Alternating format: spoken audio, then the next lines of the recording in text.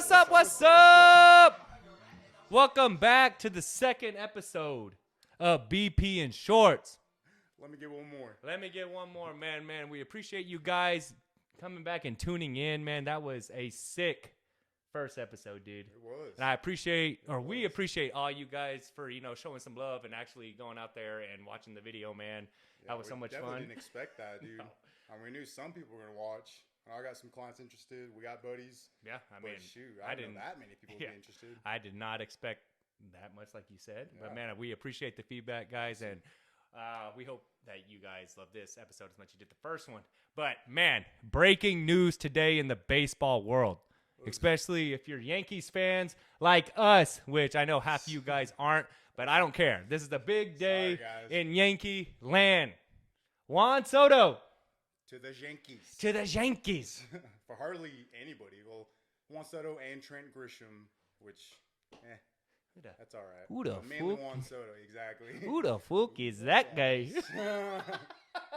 But yeah, them two for mainly Michael King, Higgy, and like three other players that don't really make an impact on the team.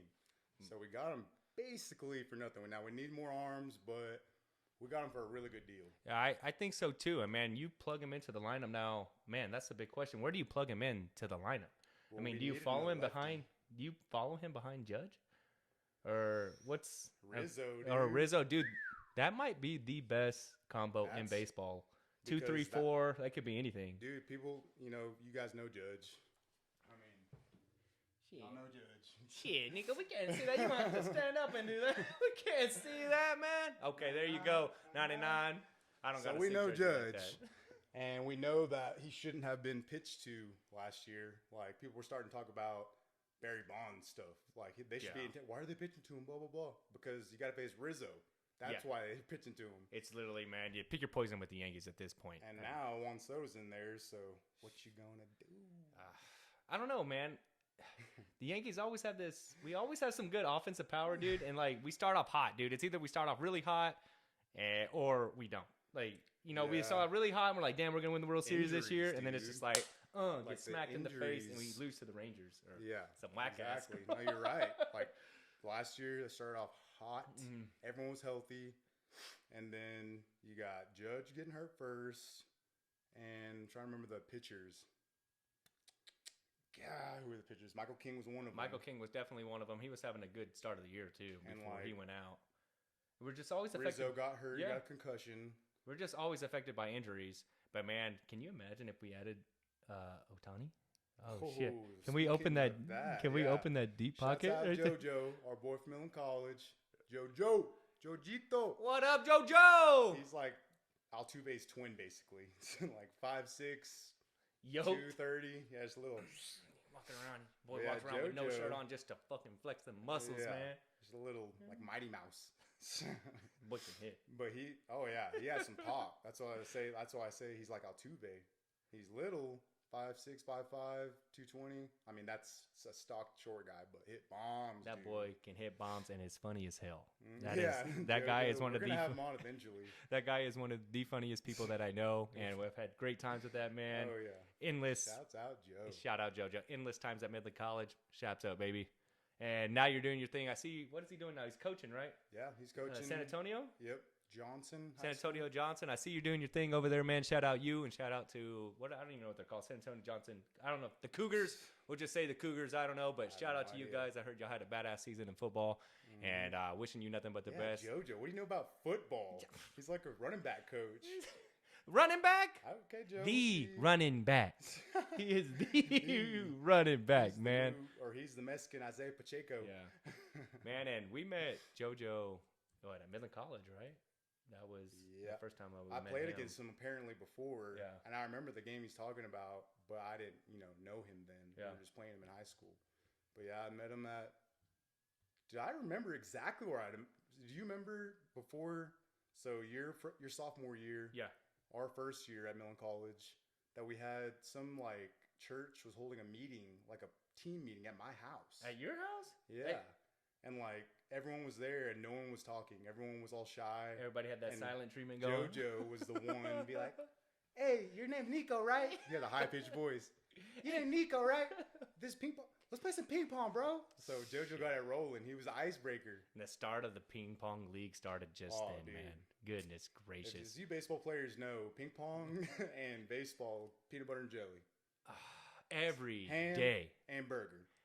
Every day we'd Sugar walk in to and the Kool-Aid. damn clubhouse, and there's Nico and JoJo and Matt playing ping pong for days. Like we're in the Olympics, dude. Oh my gosh, They it go was hand in hand. It was like a ritual at Midland College, man. Like you would come into the baseball field, or you would come to the baseball field after eating. Some people would get there hours before practice started, and they would just have tournaments. But man, you would walk in and you're getting dressed, and there's no better feeling than getting a freaking ball slapped right in the back. And you're just like, God damn. And I had the worst view because my locker was in the backside of the ping pong table, so I would get literally like the fire shots, just getting smoked. And Nico is an expert player at ping pong. Don't let him hustle you in that. This boy, we had a fantasy football league going on, and he said, "Hey, I have a way to determine who gets first pick." He said, "Let's play effing ping pong." I said, "Hold it." I was scheming. And everybody was down to play, and I said, "Nah." I put it in the group thread. I was like, "You guys are high." I was like, "Nico will get one, and Matt will get two." I was like, "That is point out blank. That's how it's going to be." They don't know. These boys have probably 200 tournaments under the belt combined. Yeah, like Should Olympic style. Should be in We're the Olympics. Mean top spin, like 3 foot behind the table. Boom. Put in a clip on that, Nico, of like a Chinese man just like. But speaking of JoJo, we met him at Midland College, like, and that was a junior college for you guys that don't know, like baseball players. That's a really good junior college over here at Midland College, man. I think it's grown since. Oh, it has. And I don't want to take too much credit, or me and Nico don't, but our teams were the best Midland College teams in history. I think. Yeah, because we went to regionals twice. And went to the World Series twice. We were the first Midland College team to actually make that happen. 2013, 2014, shout out to those teams right there. We were kicking ass. But, man, speaking of the Juco route, Midland College is one of the best, if not the best, junior college to go to in the state of Texas, in my opinion. Especially in this, the Whack Jack. Especially in this region, man, you have access to unlimited resources here. You got a great coach in Coach Rod. You have the facilities over here. Who, by the way, played ping pong with us for practice too. Yeah, Coach Rod. He added to the fire. But man, you have an excellent head coach. You have great supporting staff, and you're located at an ex-big league ballpark. I mean, you go in there and it's all turf infield. Midland Angels, if you don't know. Midland. Did your dad play for them? No, not the Midland Angels. No. He. I thought for some reason he did. My Wello, for you white people out there, Grandpa. Weta. He was. You Wello. Wello. Short for Abuelo. He was a groundskeeper for the Midland Angels. And they were, I think, AA at the time. Yeah. And then they turned the Rock Hounds. And then, of course, they went to, what was that new stadium? Citibank? The Citibank. Yeah. And then the Angels went to Anaheim. Right? They were always in Anaheim. They were always in Anaheim. Anaheim. The AA team. But the AA team moved over. Okay, that's what it was. But anyways, you have a all-turf infield and a pro-style outfield cut by yours truly, Coach Rod. What other head coach cuts the damn grass seriously. like that? Like when we were there, Coach Coleman, he loved it. Like you would think it's work, but that was his like therapy. Yeah. He'd be on that thing for hours, just making those lanes, crisscross, different patterns. And it looked good when you came to the field, man. We might have only had 10 people in the stands to watch the games. But, hey, for those 10 people that came to the games, man, you were blessed with a great field to come to. Yeah. Shout out to songs. Shout out to those 10 people. Even if we were winning, man, we might have had. Even if they were just family members. Yeah, family members, but we're not going to bitch anything about that. But, man, we were just going to say, like, well, going back to we met JoJo there, man. We met a lot of lifelong friends over there in the JUCO route. Yeah. And I think teams in general, dude. Yeah, and I think like a big topic in today's era is, man, should I go JUCO or should I go D1? Yeah, that's always been a topic, dude. Like when we were coming up, it hadn't changed too much. We're trying to make it change. But when we were coming up, I don't know about you, but me growing up in Midland, the last place I wanted to go to was Midland College. I could second that, man. When I grew up we here, were dumb teenagers. Nobody Yeah. I don't think anybody wanted to say, hey, I wanted to play for Midland College. Yeah, like, exactly. You don't grow up like dreaming like, man, I'm gonna play for the Chaps. No disrespect to the Chaps, but you're like, hey, man. We're talking from a teenager's point of view. Yeah, exactly. You want to up in Midland. You want to play for a D1 program, LSU, Tech, Texas, Florida, the big D1 programs where you see yourself, in Omaha, Nebraska, where you get to actually play in the College World Series. Like, that's everybody's dream. But man, because at the time they didn't have any World Series appearances, no regional appearances. It was kind of like what we play. Like junior college was kind of more or less like the softball league that we played in. Like, or just like another. It felt like another high school. Like another high school, and it was just like, hey man, if you want to continue to play a little bit, I mean, you can go that route. But I definitely feel it's been a big shift. Oh, like now, man, especially when we went to school, dude, I guarantee, like our baseball team, I'm not lying about this. We had a loaded team. We definitely could have competed with more than half of D1 programs. Oh yeah, like 100%. Like we had. I'm trying to think of the draft count we had. I think everybody. Like Shawzy. Yeah, we had. Who's the other catcher for the Orioles? Oh, Steele Russell. Yeah, so we had Shaw got drafted. I'm not sure. Blair got drafted. Hunter got drafted. Yes, you got Shaw, catcher, that got drafted. First baseman that got drafted. Or I guess Shaw was first and catcher. Steele got drafted. He was a catcher. Shout out. Hunter got drafted. He was a catcher. Went to Texas. Yeah. Shaw went to OU. Blair went to Kansas. He got drafted as well. Was an outfielder. Matt. He was a beast. He was a beast second baseman, man. Probably the fastest guy I've ever met. The stolen base record. I'm pretty sure. Yeah, I know for sure at Midland High, for sure. That boy could steal bases backwards. And hit the power. Yeah.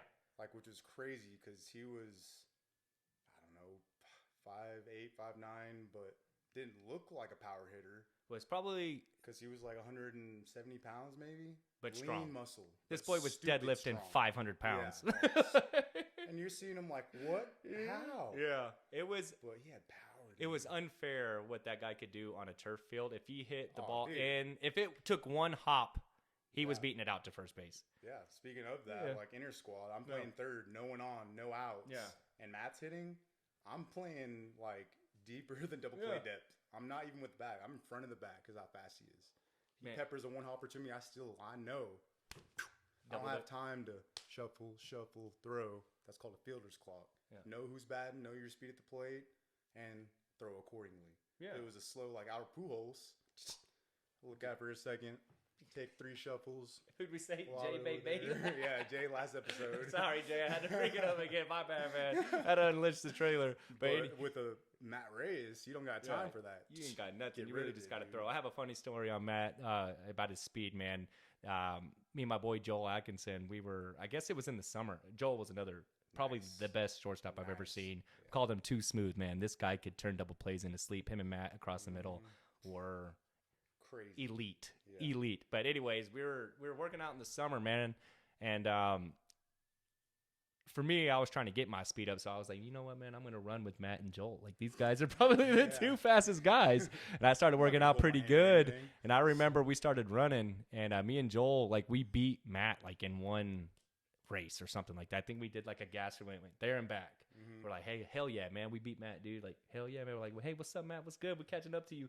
This boy Matt said, okay, let me get serious. He took ankle weights off. This boy had ankle weights on. And they were proud.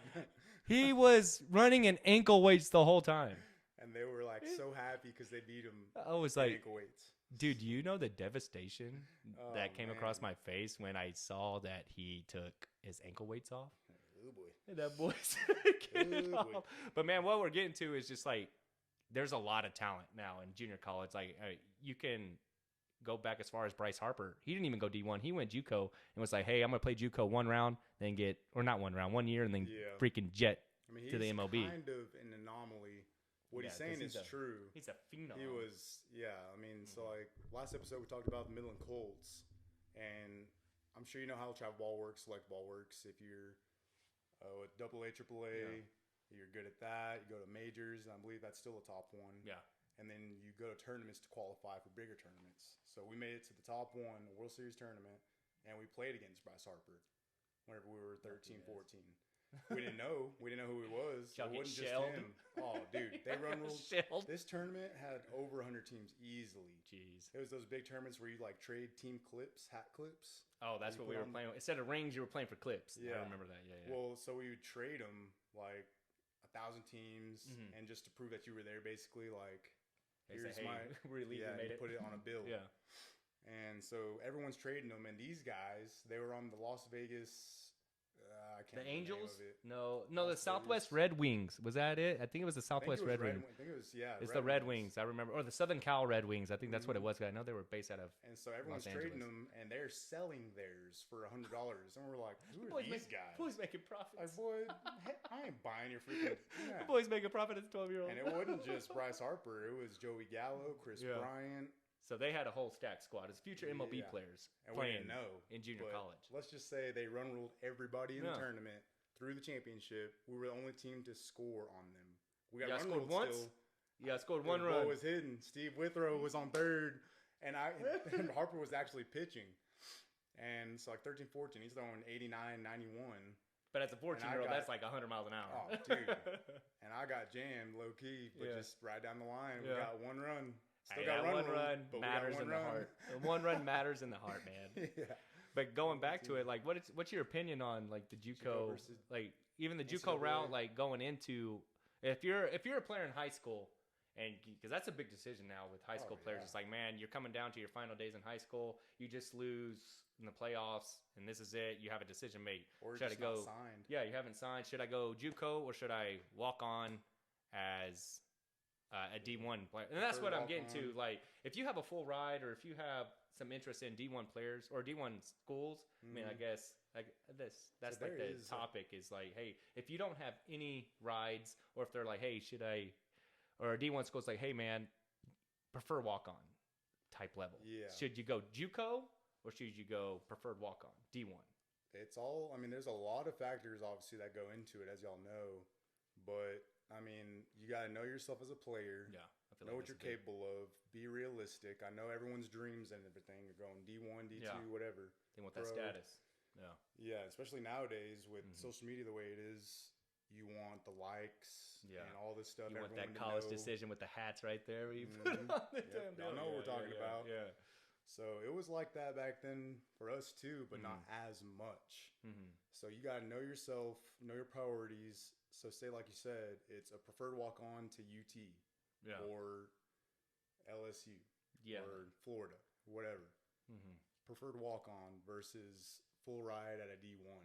And for the people that don't know what a preferred walk-on is, it's basically they want you to be a part of the team, but they just don't have enough scholarships. But I mean, they're not guaranteeing you like playing time. Yeah, they're definitely gonna favorite yourself. Yeah, they're gonna favorite the guys on scholarship. But they want you a part of it, but you're gonna have to prove yourself. Kind of what Nico said. Pay your way. Yeah, pay your way. So that leads up to the question, man. Should you go that route? I mean or just sit the bench, or should you go work on your craft at a junior college? So like I said, a lot of things factor in. So one of the things being, like you said, first of all, be true with yourself. Yeah. Physically, do you think you're like those Florida guys you see in the World Series, College World Series? Or are you still maturing? Did you just start? If you're kind of in between, that's where it gets tough. Yeah. You're like, I can throw just as fast as these guys as a pitcher, or I can hit just as well as these guys as a hitter. Fielding, same thing. But you just started that growth spurt. Yeah. That's the hard one. Where you really haven't found yourself, like, your full identity yet. Baseball IQ-wise. Yeah. I know whenever I was at Millen College, I thought that I was ready for D1, D2. Looking back, maturity-wise, no way, dude. No way. Yeah, because even when you go on the JUCO route, especially when we played, man, I mean, there's levels to the game. Because when it's you better pitching there than NCAA. Exactly. And, like, you got to accept the fact that when you go to the college route, like either if it's JUCO or D1, you are no longer the best player on that team. You might have been the best player on your high school team, or maybe on a team full of the best players of the high school team, literally. And then the D1 guys are the best players of that team and the junior college team, probably in the state. They take probably the best players out of the state, or somewhere around that. So you got to take that into consideration. So even like going the JUCO route, man, you play some pretty good competition, dude. And like I said, I faced better pitching there than in the NCAA, literally. Like in Juco, we were steady facing mid to high 90s. Yeah, even in low 100%. hundreds on our own team and inter Yeah, squads. our best games were played against ourselves. Well, yeah. Like you got shouts out Jaden Odell throwing 102 or 103. Even Zardowski, man. Remember Jason? Yeah, the like boy, 7 foot tall. Boy was 7 foot. Dude, his reach was like out to here. It's kind of like Chase Shores, right? He would just release it right here. But man, Paul Skeens, his like release point. Randy Johnson, they're releasing the ball halfway to home plate. Not fair. Jeremy Philippek had that 12-6 nasty curveball. Yeah, it just the whole pitching staff was pretty good. So the point is, like, just because you go the JUCO route, that doesn't mean you're gonna start. Like, it's crazy competition. 100%. Just to start on a JUCO team. Yeah, 100%. Like y'all think of it like JUCO's Plan B or whatever. Y'all think of it like, okay, I guess I'll settle with JUCO. Yeah. That don't mean you're gonna start, dudes. You still got to wake up and grind, man. And because they're way better than you think they are, for real. And I feel like you can fall in love with the process there too at a junior college. I mean, because man, you get guys like kind of like yourself, a dog to go to JUCO because they don't have the rules NCAA has. Yeah, you can practice for however long you want. You basically have 2 seasons. You have a fall season and you have a spring season. The fall season, I guarantee you play at least 100 games.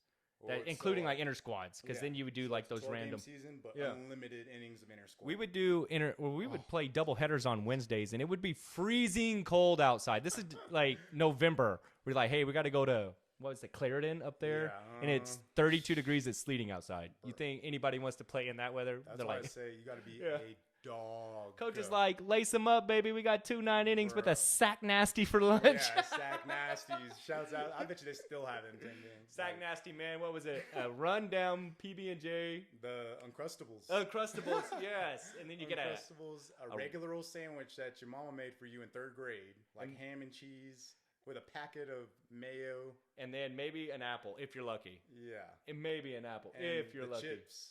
Oh, the chips, the Lay's. We'd sneak in there. Hey, we'd sneak in there early, like between double headers when you got a chance to eat. Yeah. So whoever was there first got the ones that weren't Lay's. You got You're like, where Doritos at? We're the ones with Cheetos. And it's not like you're taking badass buses too. Oh yeah. We rode the short bus. Shout out the driver to the short bus. Yeah. Coach Rowland, the best short bus driver ever. Dude. We all rode the short bus. Shout out to that, man. Remember rolling down the highway and that thing, the Midland College chaparrals. Everybody know it's you coming. But you catch me riding on a short bus. Wheezy. Yeah, but man, what I'm saying is, it's like even going to junior college, you have great times, you build relationships, but you also work your ass off. You have to, dude.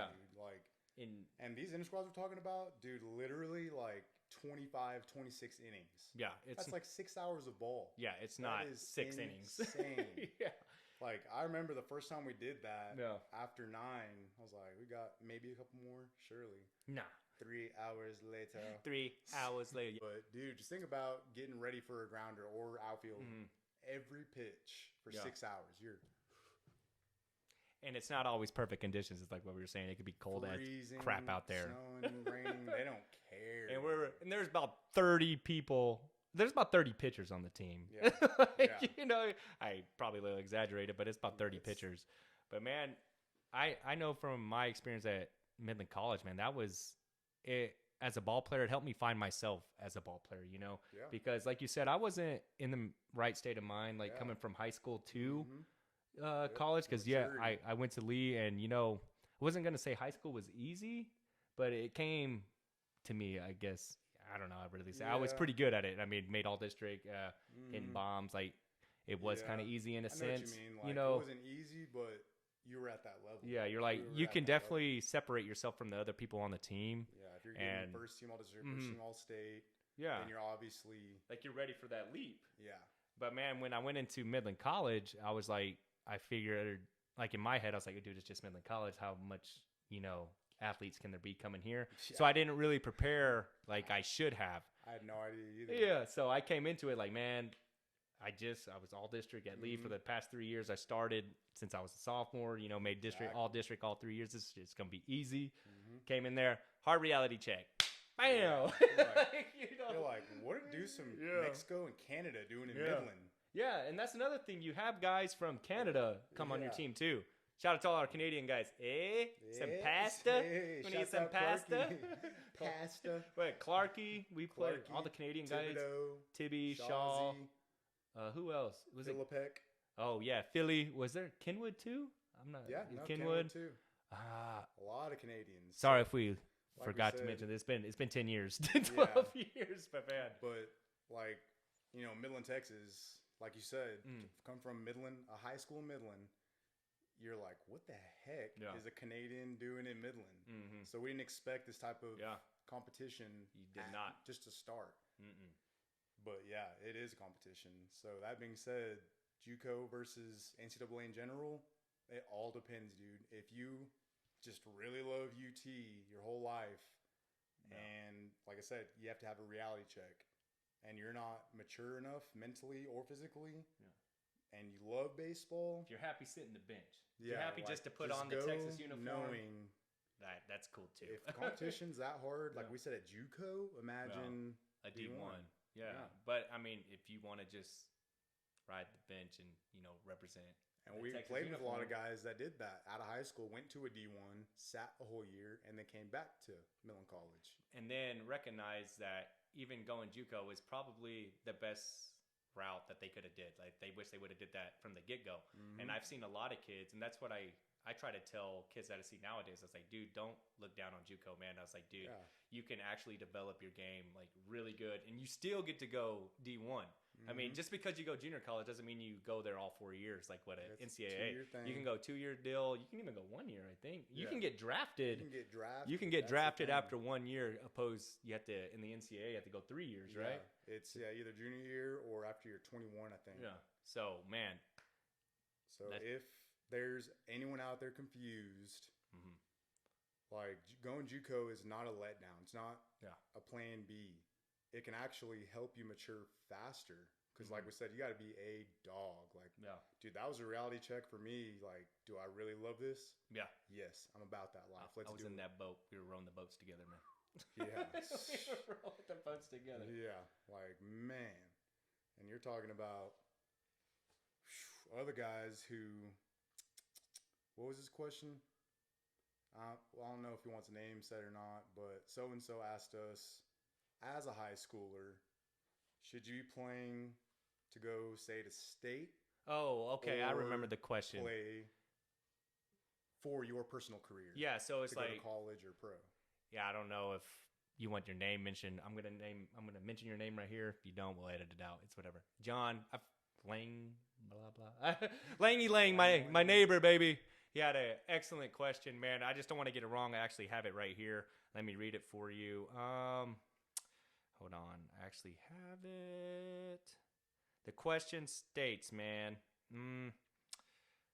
is it more beneficial to be only invested in the high school program, or is it beneficial to have your own agenda?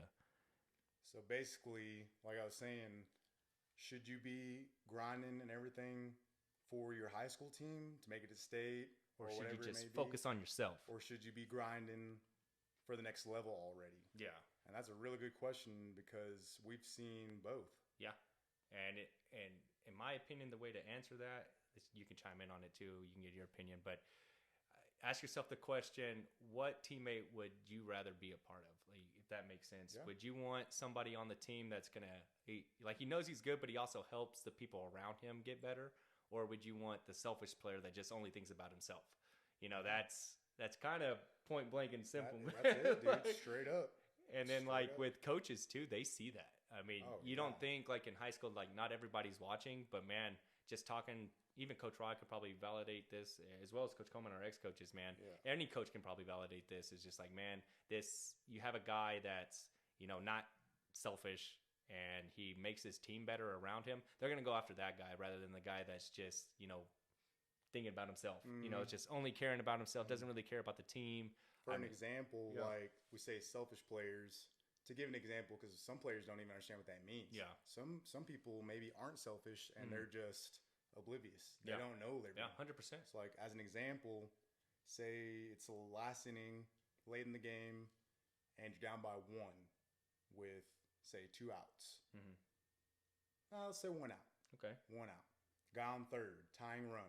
Oh shit! Is he taking daddy hacks? Exactly. That's what I'm about to say. Yeah. So like, as a runner on third, if y'all don't know, you're only running if it's a grounder past the pitcher or oppo. If they pull it, you're stuck. Can't score.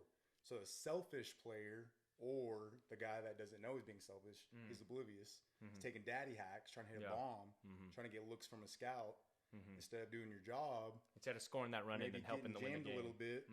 Not impressive, not crazy exit velo. 10 off the bat, jam, but to the first base side. Gets the job done. Yeah. That's unselfish. Yeah. And that's the best example I can give you. Yeah, and I agree too, man. But I really think it comes down to the fact that you really just got to ask yourself, like, what would you want to be surrounded with? Yeah. Which I do get in a sense too, where you just want to focus on yourself too. I mean, yeah, that's a good thing. You can get both too. Yeah, and you can be a good player. Yeah. And be looked at by colleges and everyone else while being a good teammate. You can do that as well.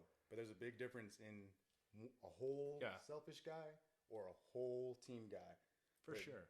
You can do both by grinding everything, doing everything that you can to physically and mentally be better at the game while helping your team. Exactly. And then I also was going to point out there's actually a time and place where that you can actually show your skills. Showcases. Yeah. Like showcases, man, when you get invited to Texas camps, when you get invited to, just regular showcases, that's when you can be like, hey, I'm going to show you all my skills. Yeah. Hence, in fact, the name showcase. Like, show your arm speed. Show how hard you can throw. Show how hard you can hit. Show how many bombs you can hit. Show your, 60 times. Yeah. So all the tangibles, the 5 tools is what we say, right? Yeah. So, I mean, I feel like, I know, man, that fly, dude, I'm going to get it in here one of these, man. I'm going to smack it, dude. I said it early in the pod. I was like, ah! Oh, missed it. But yeah, I feel like that was an excellent question, man. So thank you for bringing that up to our attention, man. And that leads us into another question. We already mentioned his name, JoJo. And he was asking pretty much how to crack a lineup, like whether you're in high school, travel team, whatever. If you're sitting anything, bench, Little League, whatever. If you're sitting the bench, and you should know, but if you don't know what crack a lineup is, it's just getting off the bench into a starting lineup. Yeah. So that question being asked by JoJo, our boy earlier, and multiple other clients that I've had, it's first starts off with, again, being real with yourself, knowing what you're capable of, what you can do. And honestly, dude, as a player, I don't care how old you are. If it was me and I'm sitting the bench, I would ask the coach straight up, why am I sitting the bench? What do I need to do? What do I need to do to start? Yeah. And they'll tell you. They'll tell you you're bad at this. You're competing with so-and-so. So you need to do this, this, and this in order to start. So that's how I would go about it, dude. Like you said, it's a hard reality check, too. You got to have it with yourself. So you're just like, man. And man, I've been a victim of, not a victim, I wouldn't say a victim of that. I had, like I said, I wasn't the most mature player coming from Lee to Midland College. I didn't really approach the game. I didn't go in the off season, as you could say. I didn't do an off season. I was just like, man, I'm going to show up. I'm going to do my thing. Like I said, I got hit with the reality check, man. I didn't start. And for me, it could have went one or two ways. And I feel like if you're in that position, it does go one or two ways. One, you can mope about it. Or two, you could say, hey, man, hold my beer. I'm going to work, and I'm going to show you why you should have started me. And that was kind of the approach that I did it. Not only I wanted to prove to myself that I could do it, but I wanted to help contribute to the team. Because at Midland College, man, we were blessed to – it was basically a Midland all-star team. Like, it really was. Like, I was able to play with my buddy Nico, Matt. We had Shane there for a while. We had Jake Holyfield, Hunter, Steven. There was probably a good 9 or 10 guys straight from Midland, man. So that was another decision to help me go with, go playing at Midland College. But it also gave me another reason to like really want to push myself because I was like, dude, these are my boys. I want them to be able to count on me when, times like a game tying run is on third base. He was like, hey, man, they got confidence in me to hit the ball and get them in. And that was my grind towards it. And, the second year at Midland College, man, it really it really helped out a bunch because then you could definitely see the results, man. I cracked that lineup. So I did the same thing. Yeah. Like I show up his second year he's talking about and same thing really coming from high school, getting first team All-State, blah, blah, blah, off of the first Midland Christian State Championship. Yeah. Complete shout out. Shutout. I run that back. That boy Nico played pitcher too, man. Yeah. Nico I was a third pitcher. baseman, but also I pitched as well. Yeah. So Midland Christian's first state championship, I threw a complete shutout, 1-0, going into Midland College. Got you a ring, baby. Yeah.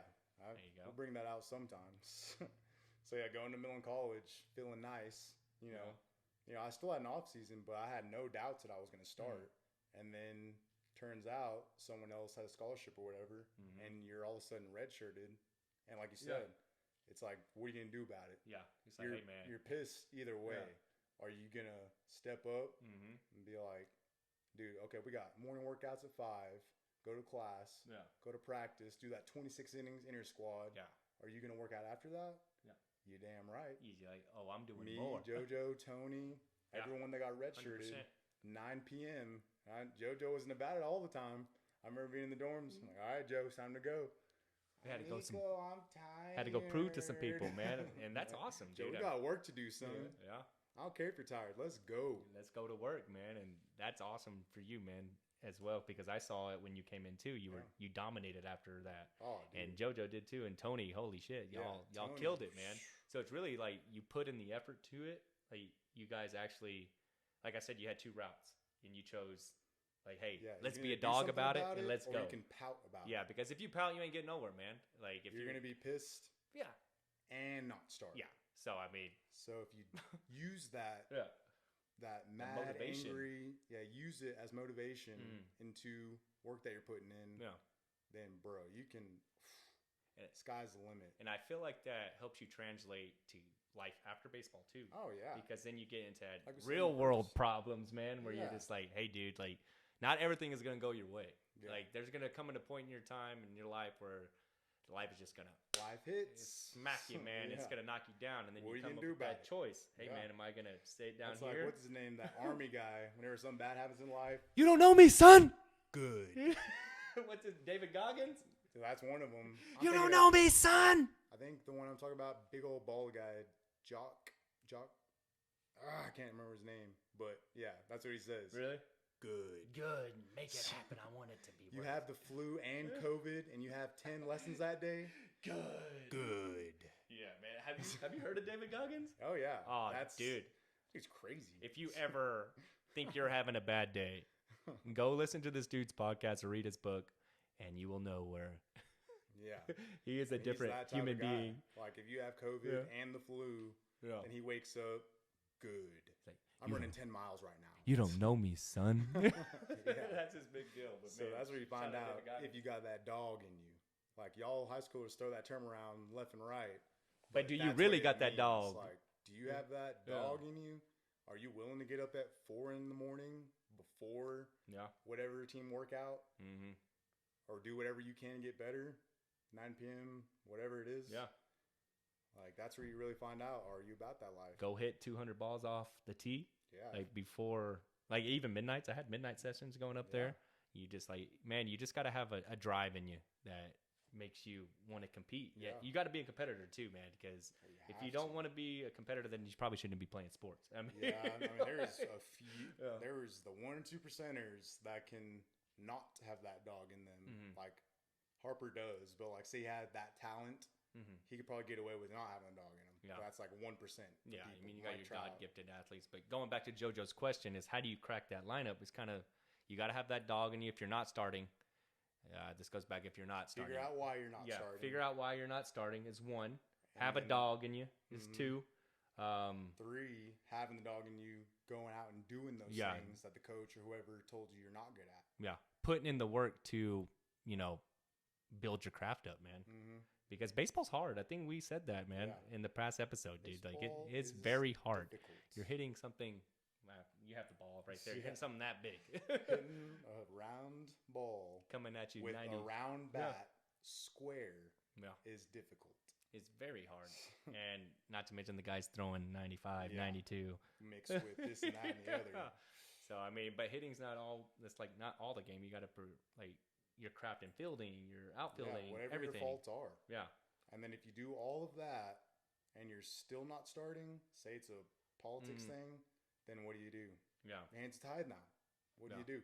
That's coming a thing nowadays. Yeah, for sure. Politics. Like, I've seen guys that are way better than the starters. Oh, yeah. And nowadays, you got, like that daddy money. Coach, I don't know, $5,000 a week or whatever. Yeah. And the worst player is starting, and like when parents come, to me with that, first I'm skeptical. Yeah. Because it's their kid. Yeah. But then I 100%. look into it and you see it, you're like, dang, dude, really? Like high school ball, you I've got seen coaches it too, doing dude. that? It's getting better now. Got some new coaches at certain high schools now. But I've seen it too in the past. Oh yeah. And you're just like, hey. Like it's clear as day too. And that's what it's what gets me too. Like you go on the field and you're like, why is that guy starting when this guy behind him is like clearly like night and day, black and white difference. Clearly better than him. Way better. But I mean, even if you are riding the bench, man, I guess one of my personal advice is man, you still got to be a good teammate too. You don't want to wish bad on anybody too, man. Because even if that guy, like if Nico's starting over me at third base, I'm not gonna wish bad on him. I'm not gonna be like, hey man, hopefully he gets hurt. Like, or if he's like, hey, can you throw me BP? I'm not gonna be like, nah, man, go find some other BP. You know, you're not today, son. No, I'll be like, nah, man, like, yeah, let's do it. Because I would want him to do the same thing for me. Like, I'd want that support back, and I think that goes a long way too. Oh yeah, dude, that's another selfish player, not selfish player thing. Because at the end of the day, all you have is your respect, and your teammates will always remember how you treated them. Exactly. And I think Coach Coleman told me that. Shout out Coach Coleman and Coach Rod, because they embezzled that in our brains. Like, you leave the game. That's how I thought whenever I left even high school, dude. I don't know who told me that. It probably was Coleman. Yeah. Or whatever, but I wanted to leave a legacy wherever I was. Exactly. 100%. Like, coming from my dad, he had a quote in Sports Illustrated.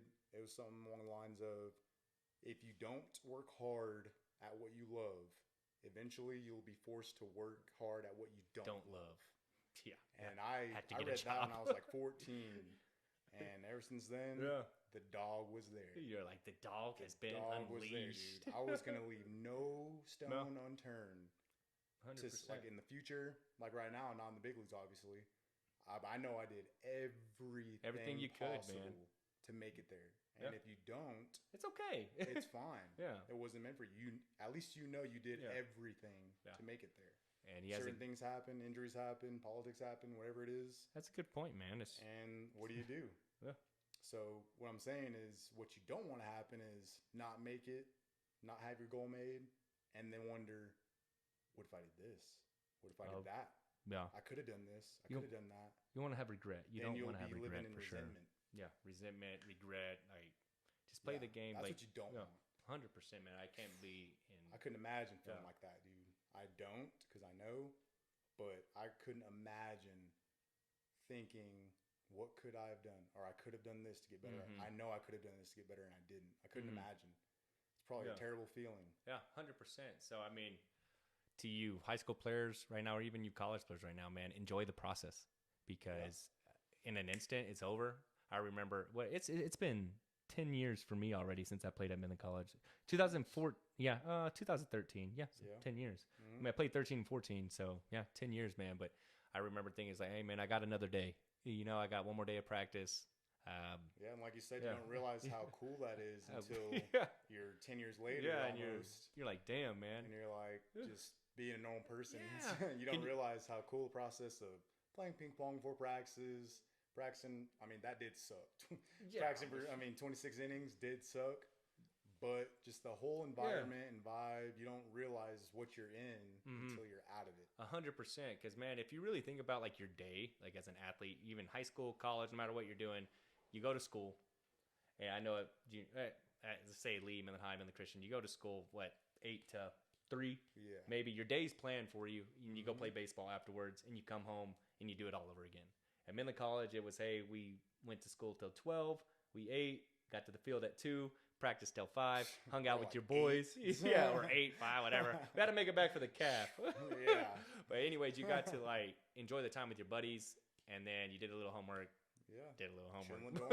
Chill at the door, play some COD, and you redo that process again. And then on Saturdays or Fridays and Saturdays, you play freaking double headers, with your boys. Dude, with your boys. Cool. So that was one of the best experiences of my life was during that time. But it goes like this, because then you're like, hey man, now you got work every day. Yeah, now you're a dad. You're just like, damn. Yeah. You're like, damn, I gotta go to work again. Now you're a dad, go to work. I got bills. Yeah, you got this, that, and the other. Yeah. So for those of you listening, high school or college ball, live that life. Dude. Yeah, 100%. Enjoy Live it out. Don't be, if you're benched, don't be mad and then pout about it and just not get to experience what you possibly could experience. Yeah, 100%. And with that being said, we are going to take a break. Yeah, finally. Back again. Sorry about that little break, man. I was getting cotton mouth really fucking bad. Yeah. I had to get that. I had to get that water. Yeah. Sponsored by nobody. Sponsored by nobody. If you want to sponsor, hit us up. We'll put something right here for Midland you. Tap Water. Midland Tap Water. Shout out Midland Tap Water. Shouts out City Midland. Charging me over prices on my damn water bill the whole time. But anyways, man, kind of wrapping things up a little bit. Kind of tying it all back in. Actually, a lot of topic requests to go, and we obviously couldn't cover them all. We're going to eventually get to them. We're going to start dropping every Saturday from now on. So tune in every Saturday. Every Saturday. This Saturday. And if you want a specific topic talk about, man, please drop it in the comments or DM us or something. Just reach out to us if you have our number. Instagram, Facebook, Snapchat, anywhere that you can contact us, man. Don't be shy. And if you don't want your name mentioned in it, just let us know. We'll definitely keep you anonymous. But whatever topics that you want us to talk about. Yeah, whatever ones, let us know. And so one of them was, what are y'all's best baseball prank stories? And dude, I could go on literally for days. Because, I mean, if you look at a baseball player in general, like, they're goofy personalities. Because even though we say baseball is difficult and stuff, it is. But there is a lot of standing around time. Yeah. So what you got to fill that time with? Y'all know. Y'all already know, Y'all man. know. I mean, you're in the dugout, waiting for your at-bat. Rooting you guys on. Hey, go big, baby, humpa, rock, hey, crack it, baby. The language in the dugout is insane. Yeah, Bateman, dude. So just like little pranks. We're waiting. Pranks or like just stories? Dude, stories. Dude, oh my God, the stories. Waiting. So for instance, at Millen College, and Pops, I know you're in this world, this YouTube world. Shouts out Pops, Scott Popescu, call him Pops. Papa Rock, Papa Rock. Let's go, hey, Pops. Shout out Pops, man. Pops was redshirting and not playing at all. And at the time, the legal age to dip was 18. And we were all 18. But he had never dipped in his life. Yeah. Ever. And so me and Joe, we at the time, I'm pretty sure we both hate it now, Copenhagen Wintergreen. Because whatever you start on is usually what you hate. Like, I can't even think about it without You went with the wintergreen? That shit was strong, bro. Yeah. Especially for a rookie. I was not a dipper. I tried it one time and threw up everywhere on the back of the bus. So, anyways, so Pops, having never tried it in his life and knowing he wasn't ever going to play, was like, dude, should I try it? Should I try it? And I was like, oh, yeah. Oh, yeah. You got the fingers. I got you, Pops. Hold up. I got you, Pops. He puts it in. And then, bro, like 5 minutes later, no shit, like 5 or less minutes later, Coleman's like, Pops, you're on deck. Dude, he immediately. That boy got a Bro, he goes like this. Me and Joe are over here. Pops is like. He said, grab a bat, bro. You in the game. Me and Joe are like. Did he get a hit though? Is the question. He did get a hit. He got a hit. He got a hit. Holy and then threw up everywhere in the dugout. So yeah. So that's what I'm saying, man. We have endless stories. Yeah. So the next episode, definitely need to tune in. What you say next Saturday? Yeah, next Saturday. And we'll address. We had another question. How do you find the right coach? Yeah, you gotta realize if you have the right coach or not. Yeah. And who to listen to, because some coaches are preaching some wrong stuff. Like some ass launching stuff. a golf swing. That ain't it. Yeah. Nope. Sorry. Unless you're playing soft pitch softball, then do that. Yeah. But if a straight ball's coming in, you do not want to swing up. Think about how hard that is to time that. That's insane. Hitting's already hard as it is. Yeah. And we could spend all day on that stuff too, man. But so to wrap it up, tune in next Saturday for more baseball stories and how to find the right coach. And like we said, if you have any topics that you want us to mention or to discuss, put it in the comments below, man. Drop it down. Share the pod. Yeah, share the pod, man. If you like it, go ahead and give us a thumbs up or whatever. Subscribe. Share it to your friends, copy the links. Your uncle, your aunt, your grandma, your grandpa. I don't really care, but. And we out. Ooh. My man. We'll see y'all next time, baby.